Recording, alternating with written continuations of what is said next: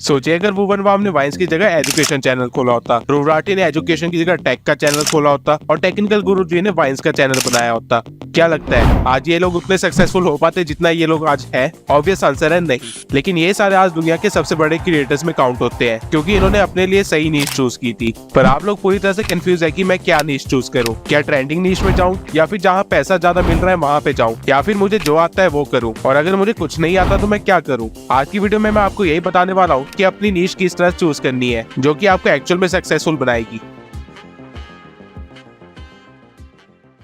Technical गुरुजी gadget review और भुवन balm wines इसलिए बनाते हैं क्योंकि ये उनका पैशन है। जब ये लोग सक्सेसफुल नहीं थे तब से ये लोग इस फील्ड में काम कर रहे हैं। अब इससे पहले आप लोग ये कहे कि आपका कोई पैशन नहीं है, मैं आपको बता दूं आप गलत हो। हर इंसान का एक पैशन होता है, बस उसको ढूंढना आना चाहिए। सोचिए अगर आपके पास दुनिया का सारा पैसा होता, अनलिमिटेड टाइम होता और कोई रिस्पॉन्सिबिलिटी नहीं होती तो आप क्या करते?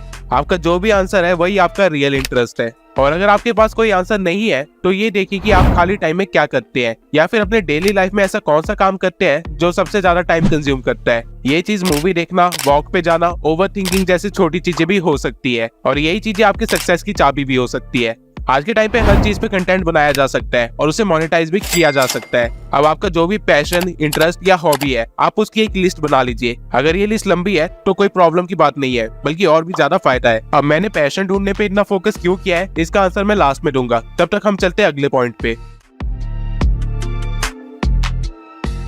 अब आपके पास कई सारी चीजें होंगी जिसमें आपका इंटरेस्ट है या फिर जिसकी आपको थोड़ी सी नॉलेज है, लेकिन हम इन सारी चीजों पे अपना चैनल नहीं बना सकते, इसलिए हम लोग इसे और ज्यादा नैरो डाउन करेंगे। आपको ये पता करना है कि जो आपका इंटरेस्ट है उसके लिए कोई मार्केट अवेलेबल है या नहीं, और अगर नहीं है तो किस तरह उसको क्रिएट किया जा सकता है। इजी लैंग्वेज में समझाऊं तो मान लीजिए आपका इंटरेस्ट मूवी देखने में है और आप अच्छे से जानते हैं कि आपके आसपास जितने लोग हैं आप उन सबसे ज्यादा मूवीज देखते हैं, तो आपको मूवी मार्केट को थोड़ा सा एक्सप्लोर करना है। आपको देखना है कि मूवी से रिलेटेड किस किस चीजों की डिमांड है और क्या चीजें ट्रेंडिंग पे चल रही है। फॉर एग्जाम्पल मूवी से related summaries, recommendations, reviews, reactions, इन सब चीजों की डिमांड है, तो आप इसमें से कुछ भी अपने इंटरेस्ट के अकॉर्डिंग चूज कर सकते हैं, और जिन चीजों की डिमांड नहीं है उनकी डिमांड बनाई जा सकती है। फॉर एग्जाम्पल अब मूवी रिलीज होते टाइम किसी को नहीं जानना कि मूवी में क्या गलतियां हैं, लेकिन किसी के अंदर अगर कमियां निकालने का टैलेंट है तो उसने उस चीज को यूज किया और कंटेंट बनाया जिसको लोगों ने कंज्यूम भी किया। अब ये तो आप तब कर सकते हैं जब आपके पास ऑलरेडी एक एग्जिस्टिंग मार्केट हो, लेकिन जब आपके पास ऐसा कुछ ना हो तो आप क्या करेंगे? आपको अपने कंटेंट के लिए एक सुटेबल मार्केट देखनी है जिसके साथ आप ब्लेंड कर सके लेकिन फिर भी आपकी यूनिकनेस बनी रहे। फॉर एग्जाम्पल मैंने कहा था कि ओवर थिंकिंग अगर किसी का पैशन है तो उस पर भी कंटेंट बनाया जा सकता है, और इसका एग्जाम्पल ये रहा।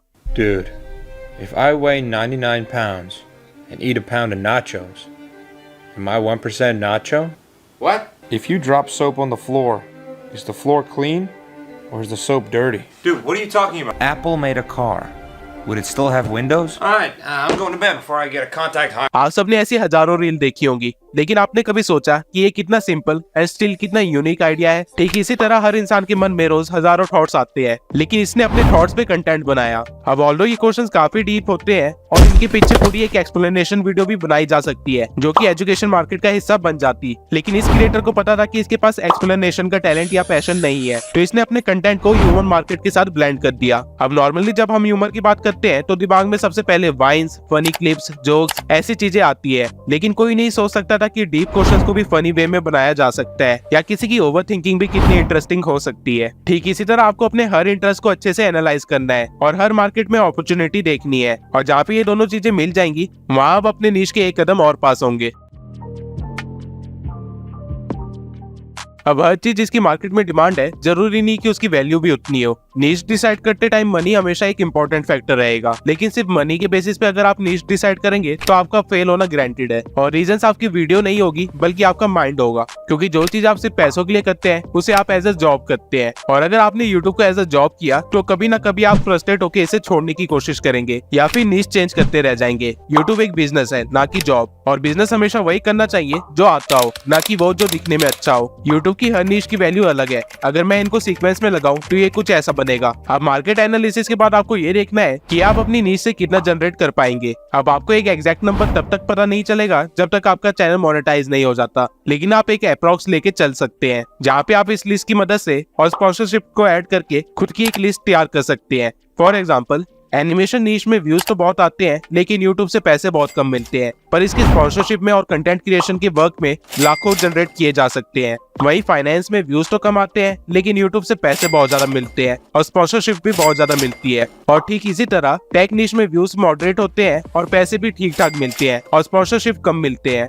अब जैसे हमने पहले मूवी नीश को डिसाइड किया था, जहां मैंने मार्केट एनालिसिस करने के बाद मूवी समरीज पे वीडियो बनाने का सोचा, लेकिन मूवी नीश एंटरटेनमेंट में आती है जिसकी अर्निंग बहुत ही कम है और इस नीश के लिए स्पॉन्सर भी ज्यादा नहीं है, तो मैं इस नीश पे चैनल नहीं बनाऊंगा और दोबारा से स्टेप 1 पे जाऊंगा और एक नए इंटरेस्ट के मार्केट एनालिसिस करने के बाद आगे बढ़ूंगा। अब इन तीनों पैरामीटर्स के अंदर जो भी चीजें बच जाती है, आप उसे एज अ नीश चूज कर सकते हो। लेट्स अज्यूम आपने प्रीवियस सारे पॉइंट्स को फॉलो कर लिया और आपका कंक्लूजन निकला कि आप हेल्थ एंड फिटनेस से रिलेटेड चैनल खोलेंगे जहाँ पे आप एक्सरसाइजेस बताएंगे। लेकिन अब सोचिए कि क्या आप ये काम अगले 5 साल तक कर सकते हैं? क्या 5 साल बाद भी आप अपने ऑडियंस को कुछ यूनिक प्रोवाइड कर पाएंगे? बेसिकली हम 6 मसल्स को ट्रेन करते हैं। अगर आप 6 मसल्स के लिए 10 अलग अलग एक्सरसाइजेस भी बताएंगे, वो भी 10 अलग अलग वीडियोस में, और मान लेते हैं कि थोड़े चेंजेस करने के बाद आप इसे रिपीट भी कर लेते हैं, तो भी आप सिर्फ 120 वीडियोस ही बना पाएंगे, जो कि आप आराम से 1.5 साल के अंदर कवर कर लेंगे। फिर आप क्या करेंगे? क्योंकि दोबारा कंटेंट रिपीट करने के बाद चैनल डेड हो जाएगा। अब इस टाइम पे आपको अपने चैनल का नीश चेंज करके एक ब्लॉग चैनल बनाना पड़ जाएगा। और ठीक इसी तरह जहां आपने चैनल स्टार्ट करने के टाइम सोचा था कि सिर्फ 1-2 घंटे एक्सरसाइज करके रिकॉर्ड करके वीडियो डाल दूंगा, अब आपको पूरा दिन कैमरे के सामने रहना पड़ेगा। और हो सकता है कि ये चीज आपको लंबे टाइम तक पसंद ना आए, क्योंकि हम सब में से हर कोई इतना ज्यादा सोशल नहीं है। और वहीं दूसरी साइड, जिसने मूवी समरी पे चैनल खोला होगा, वो 10 साल बाद भी यूनिक वीडियोस डाल सकता है। तो फिटनेस में पैसे तो ज्यादा है, जो कि आप 2 साल तक अच्छे खासा अर्न भी करेंगे, लेकिन फिर कंगाल होने लग जाएंगे। वही एंटरटेनमेंट नीश वाला 2 साल बाद भी अपना वीडियो डालता रहेगा और अगले 8 साल और काम करेगा, जिसकी वजह से अगले 8 साल वो और भी ज्यादा अर्न करेगा, जब आप कुछ नहीं कर रहे होंगे। इसलिए स्टार्टिंग में नीश डिसाइड करते टाइम उसको एज अ 5 ईयर प्लान सोचना, और जरूरत पड़ने पे आप इस नीश को किस तरह कन्वर्ट कर सकते हैं, ये भी ध्यान में रखना। और नीश कन्वर्ट करने के बाद वो चीज आपके लिए सुटेबल है भी या नहीं, इस चीज को अपना टॉप फैक्टर हमेशा रखना। YouTube पे 114 मिलियन से भी ज्यादा चैनल्स है और बहुत ज्यादा चांसेस है कि आपने जो भी नीश डिसाइड की है उसमें ऑलरेडी कई सारे प्लेयर्स होंगे जो कि आपकी ऑडियंस को ऑलरेडी ट्रैप करके बैठे होंगे। तो आप उनको बीट कैसे करेंगे? या फिर कंपटीशन को देख के नीश चेंज कर लोगे? आपको ऐसा कुछ भी नहीं करना है। और यही रीजन है कि मैंने स्टार्टिंग में आपको अपना पैशन ढूंढने के लिए कहा था। अगर आपका कोई पैशन है या किसी चीज में आपका इंटरेस्ट है, तो आपको अपनी कॉम्पिटिशन की फिक्र करने की कोई जरूरत नहीं है, क्योंकि आपका कंटेंट खुद में यूनिक बन जाएगा। Let me explain it. अगर आपका किसी नीश में इंटरेस्ट नहीं है, तो आपको उसकी ज्यादा नॉलेज नहीं होगी और वीडियो बनाने के लिए आप यहाँ वहाँ से इन्फॉर्मेशन कलेक्ट करेंगे या फिर अपने ही कॉम्पिटिटर्स की वीडियो को मर्ज करके एक कंक्लूजन वीडियो बना देंगे। अब क्योंकि आपको ज्यादा नॉलेज नहीं है, तो आप अपनी ऑडियंस के लेवल पे ही हो और आपकी ऑडियंस भी ठीक उसी तरह रिसर्च करेगी जिस तरह आपने की थी, जिसकी वजह से उसको आपके चैनल पे कोई भी यूनिक वैल्यू प्रोवाइड नहीं होगी। और बाय चांस अगर उसने आपके कॉम्पिटिटर्स की वीडियो देख रखी होगी, तो उसको पता होगा कि आपकी वीडियो देखने का कोई फायदा नहीं है, जिसकी वजह से वो सब्सक्राइब नहीं करेगा और एज अ रिजल्ट आप फ्रस्ट्रेट होने लग जाएंगे और चैनल बंद कर देंगे, क्योंकि ये आपका पैशन नहीं था और आपको कोई भी मजा नहीं आ रहा था ये करते हुए। आपने सिर्फ ग्रोथ के लिए इस नीश में चैनल बनाया होगा और वो ना मिलने पे आप डिमोटिवेट हो चुके होंगे। वहीं अगर आपने अपने पैशन या इंटरेस्ट पे नीश डिसाइड की थी, तो आपके पास एवरेज से ज्यादा नॉलेज होगी, जो कि लोगों को पसंद भी आएगी और आप ग्रो भी करेंगे। और अगर ग्रोथ में टाइम लगता भी है, तो भी आप इंजॉय कर रहे होंगे, जैसा कि भुवन वाम ने किया। और इसका एक लाइव एग्जांपल आपके सामने मैं ही हूँ। मेरे से पहले ही मेरी नीश में कई सारे क्रिएटर्स हैं जो मिलियन सब्सक्राइबर्स के साथ बैठे हुए हैं और कई सारे क्रिएटर्स प्रेजेंट में मेरे से कई ज्यादा आगे हैं, लेकिन स्टिल आप लोग मेरी वीडियो देखते हैं क्योंकि मेरा इस नीश में इंटरेस्ट है और मेरे पास यूनिक वे है अपनी नॉलेज प्रोवाइड करने का। और इसके अलावा मुझे वीडियोस बनाने में मजा भी आता है, इसलिए अगर मुझे व्यूज कम भी आ रहे होते, तब भी मैं इसी एक्साइटमेंट और वैल्यू के साथ वीडियो बना रहा होता। आपको कॉम्पिटिटर की फिक्र सिर्फ तब करनी चाहिए जब आप किसी को एग्जैक्टली कॉपी कर रहे हो। अगर आपका थोड़ा सा भी किसी कंटेंट में अपना स्टाइल है, तो आपको कॉम्पिटिटर से कोई फर्क नहीं पड़ेगा। अब मैंने शॉर्ट टर्म से लेकर लॉन्ग टर्म तक वो सारे फैक्टर्स कवर कर लिए हैं जो आपको ध्यान में रखने चाहिए अपनी नीश डिसाइड करते टाइम। लेकिन स्टिल अगर आपको कंफ्यूजन है या आपको कोई सजेशन चाहिए, तो आप मेरी इस वीडियो को देख सकते हैं, जिसमें मैंने 25 फेसलेस निशेस बताए हैं जो कि अच्छी खासी अर्निंग भी करते हैं। और इसी के साथ हमारी YouTube सीरीज की पहली वीडियो कंप्लीट होती है। आगे और भी अमेजिंग वीडियोस आने वाली है, जहां मैं टॉपिक सर्च करने से लेके एडिटिंग और मोनेटाइजेशन तक सारी चीजों को कवर करने वाला हूं। तो बेल नोटिफिकेशन ऑन कर लेना ताकि आप कोई भी वीडियो स्किप ना करो।